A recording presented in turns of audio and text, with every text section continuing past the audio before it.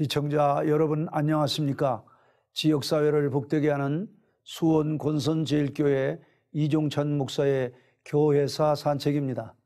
바울은 이집트의 클레오파트라 여왕과 제2기 삼두정치의 동방통치자 안토니우스가 만나 세계의 사랑을 나누게 된 타르소스, 즉 다소성에서 태어납니다. 바울의 본명은 사울이었으나 다메섹 도상에서 예수님을 만난 후 작은 자를 뜻하는 로마식 이름으로 바꾼 것이 바울입니다. 그는 시브리 사상에 정통한 바리새인이었고 동시에 헬라적인 도시에서 성장해서 일찍이 알렉산더 대제를 통해서 이룩된 헬레니즘도 잘 알고 있었기에 기독교를 헬라 세계에 전하는 데 적임자였습니다. 또한 바울은 히브리어, 헬라어, 라틴어에 능통해서 의사소통이 가능했고 특히 로마 시민권을 가진 자였기에 모든 출입과 통행이 자유로웠습니다. 바울은 자신의 생애 동안 세 차례의 선교 여행과 신앙 문서들을 통해 기독교를 세계에 이식시키기에 적임자였던 것입니다. 바울은 첫 선교 여행을 마치고 예루살렘에서 예수님의 제자들과 함께 역사상 첫 공회를 열었습니다. 이 회의는 유대교의 율법이 이방인 신자들에게 어떤 효용성을 갖는지에 대한 논의였습니다.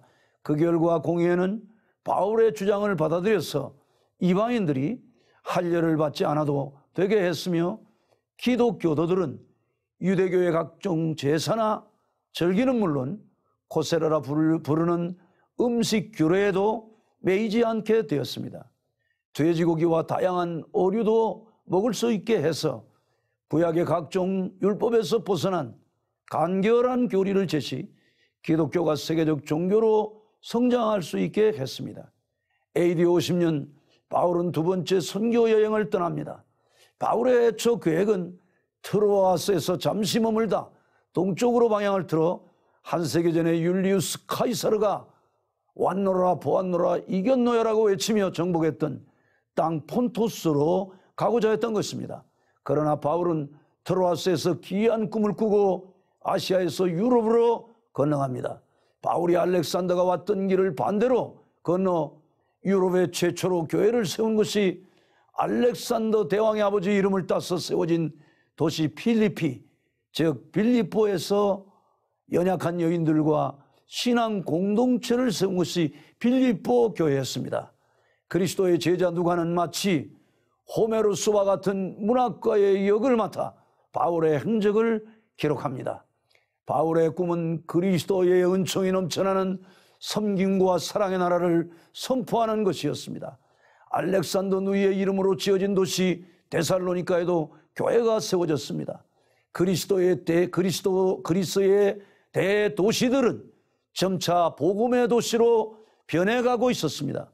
바울과 그의 믿음의 아들이요 제자인 디모데는 2차 선교 여행 중 스포츠 제전으로 유명한 고린도에서 1년 동안 머뭅니다. 화려한 항구도시 고린도의 경기는 이스트무스 대회라고 불렀습니다. 이스트무스란 섬과 육지를 연결하는 자연으로 생성된 긴 뚝을 가르치는데 고린도 인근에 위치한 넓은 들에서 대제전이 열려 이렇게 붙여진 이름입니다. 당시 제국 로마의 최고 경기는 전차 경기였습니다. 바울과 디모데는 고린도에서 천막을 만들고 수리하면서 사역을 하고 있었습니다. 경륜으로 열리는 이스트무스 경기를 보러 오는 수만 명의 사람들에게 복음을 전할 수 있었기 때문입니다.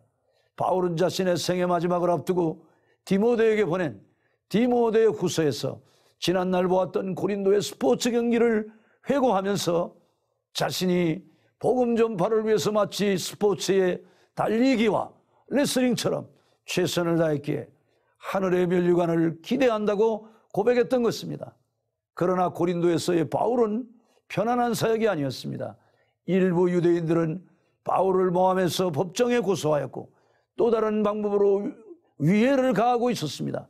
이때 재판관 아키아, 그러니까 지금의 그리스 총독 갈리오는 바울을 고소한 자들을 법정에서 쫓아냅니다.